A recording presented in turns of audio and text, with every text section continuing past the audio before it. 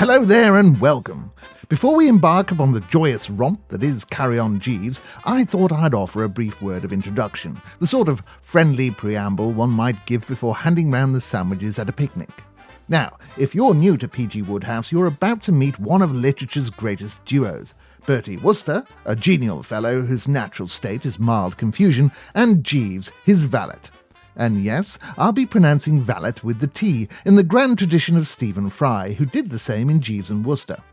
Back in Wodehouse's day, the valet pronunciation was already floating about in certain circles, and yet Jeeves, being a man of impeccable standards, stood firmly, immovably, and perhaps a touch frostily in the traditional camp. Stephen Fry did exactly the same when he played Jeeves on television, pronouncing the T with the serene confidence of a man who knows he is on the right side of history, grammar, and the English upper classes. If anyone had tried to call him a valet, Jeeves wouldn't have resigned. He'd simply have paused, allowed a dignified silence to settle, and then carried on as if the linguistic lapse had been a momentary disturbance in the atmosphere.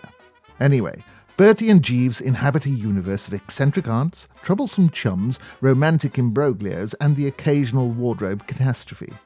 Bertie supplies the enthusiasm, Jeeves supplies the brainpower, and Wodehouse supplies the sheer joy of it all. In this series, I'll be reading Carry On Jeeves, a collection of stories that stand as a great introduction to the series, including the fateful day they met in the story Jeeves Takes Charge. Now settle back and think of it as settling into a comfortable armchair with a cup of tea while Wodehouse gently tickles your funny bone.